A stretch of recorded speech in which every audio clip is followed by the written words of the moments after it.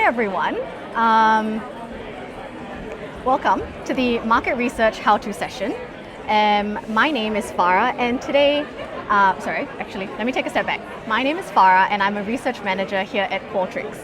Today I have one job, and that is really to show you how we can do research differently with the use of synthetic data. So, if I could just get a quick show of hands, who here is a researcher? Okay, nice. We've got a few people in the room who are researchers. Perfect. So then I think you'd empathize and understand this best when I say, there's a lot of pressures on our function, in the present day. And we are often told by our organizations to deliver on these two things that you see here on the screen. We're constantly being told to deliver on, reducing the cost of your research, but being told to also increase the quality of the data that we're collecting, whilst also reducing the time to market. Now, if you ask me, both of these things kind of contradict one another. In short, we're being told to deliver on speed, cost, as well as quality. And achieving all three things simultaneously, it's a bit impossible. But what if I told you that you could get closer to achieving all of these three things, like a holy trinity, if you will, with the help of synthetic data here at Qualtrics? So first things first, what exactly is synthetic data? I know there's a lot of opinions, there's a lot of noise online on what exactly synthetic data is, but here at Qualtrics, we define it as artificially generated data that mimics real-world data sets. It's able to mirror, the patterns, the relationships, as well as the distributions that you would see in real-life human data. Right? Okay, so now let's dig a little bit deeper into this together. So typically what you see in the market is what we call, a wrapper model. What this exactly is that you're taking a public LLM and you're combining it and training it with internet data that you just find online. But this is, it's quite generic, it lacks that granularity, making it really hard for you to then later on slice and dice the data by the segments that you're interested in. Here at Qualtrics, we're doing things differently. We've built our model on proprietary research data, and on top of that, combining the benefits of prompt engineering, the retrieval augmented generation, as well as custom foundational LLMs. Now, all of this together has allowed us to be 10 to 12 times closer at mirroring real human response patterns as opposed to your generic LLM. Okay, now what I want to do is I want to look under the hood of this engine so that we really understand. At the very core of our engine, it's built on an LLM, meaning that we are able to generate human-like responses. Beyond that, we're taking it a step further. We're hydrating, as we like to call it here, or training the model on millions and millions of anonymized, aggregated survey data. What this really does is that it trains the model to understand how people like you and I think and behave. Now, last but not least, we've purchased training data from other players in the space and feeding it and training the model with it. What this does is that it allows the model to really understand, different industry-specific insights, and also to ensure that the outputs that we're getting from this model capture the nuances that you see across different industries. Now, ultimately, we're ensuring that we've built our model with scientific rigor. We know that garbage in is garbage out, right? So what we've done to ensure this is to really vet all of the data that we are feeding and training the model on. Beyond that, we've also gone ahead and trained the model, but shown and exposed the model to concepts as well as questions that it's not seen before. And above all, we're ensuring that we've validated the model before we're even releasing it to clients like yourself. Now, I've laid the foundation, you've got an understanding of where Qualtrics is positioning itself in terms of synthetic data. And this is where I'd like to think we're getting to the fun bit. So where I'm going to take you now is I'm going to take you straight into the Qualtrics platform, and you're going to be able to see how I generate synthetic responses live. So I've gone ahead, and as you can see, we're already in the survey builder here in Qualtrics, and I've gone ahead and programmed some questions. Now we've got your typical questions like your gender, your age, as well as your region, as well as I've also got some questions around, general sentiments and attitudes just in Australia, generally speaking, as well as some questions around finance and AI. Now, moving on to the distributions page, and this is where we can really begin, generating the responses.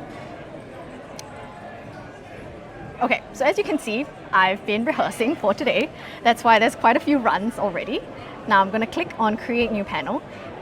Here at Qualtrics, we do have quite a few options in terms of panels that you can utilize, but for today, obviously, we're interested in synthetic data. Now, we've got the Australia model here ready, so I'm going to head on to next. It's now redirected us to the targeting criteria page. Now, think of this page as like basically ensuring that you're generating responses from that target audience that you're most interested in. Sort of like when you put in like your quotas, if you may. So once you're happy with the split between the gender and the age, let's identify how many responses that we want to generate today. So let's just say 10. We're going to head over to next. This page just summarizes for you, what it is that you will be generating from the panel, and if you're all happy with that, you can head on over to the next page. Now I've got a code just to bypass the payment, and I'm going to hit on Manage Panel. Super fast, super easy. All I really have to do now is just wait for the responses to be generated. Now, as we wait for that to be generated, it's redirected us back to the Distributions tab. Now, this page really just gives you, a real-time live summary of how and where your synthetic runs are at the moment. So as you can see, some of the runs I've done in the past, they're closed, but the one that I just did, it tells you that it's in the midst of being collected. So while we're waiting, we're going to head on over to the Data and Analysis tab. Just give it a second to load. Okay, perfect. Now, the main thing I really want to call out on this, on what you're seeing here on the screen, is the fact that when we generate synthetic responses, it is at an individual row level. Now, this is unlike quite like what we're seeing out there in the space amongst our competitors right now. So this looks no different to when you are collecting your responses from your online human panels. And if I just bring your attention as well here to the right-hand column, you'll see that it's very clearly marked that it is a synthetic respondent. Meaning that in the future, let's say if you're collecting a mix of both human as well as synthetic respondents, you're able to just very easily differentiate between the two. Okay, I'm going to take us now to the Results tab. Now this page just gives you a very nice overall view in terms of the data that you've just collected, and it's also just giving you just basic visualizations. So one of the questions that we asked was, how comfortable are you with financial institutions using AI technologies to enhance your overall experience? Now, what I'm going to do is actually filter the data by different age groups, and we've got the 18 to 24 age group. Look, the majority are quite on the fence. They're very neutral. But otherwise, it looks like generally they're quite comfortable with the idea of using AI. Now, what if I look at the 55 to 64? It's quite a different story. Majority of them are actually quite uncomfortable with the idea of using AI. And if you ask me, that's quite in line with what you'd expect of the different age groups. So two things that I really just want to call out here before I move on.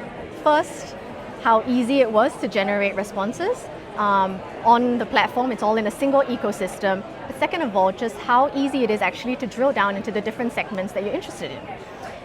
Now, to my final section, what you'll be seeing is a dashboard. And here, you're not only going to be seeing the synthetic responses that we've generated, but also alongside the human responses, real humans like you and I answering the exact same questions. And what I really want to focus on and call out, and you'll see, is just how far we've come in terms of developing this model and how close it is. So yes. Cool, so now we're in the dashboard, and one of the questions that we asked is, how satisfied or dissatisfied are you with Australia as a country to live in? And as you can see here, the data is looking really good. It's quite aligned, if not very aligned, between both humans and synthetic. The takeaway here is that it looks like synthetic is actually really successful at understanding, general sentiments that Australians have. Okay, I'm going to move on now to the perceptions that people have towards AI.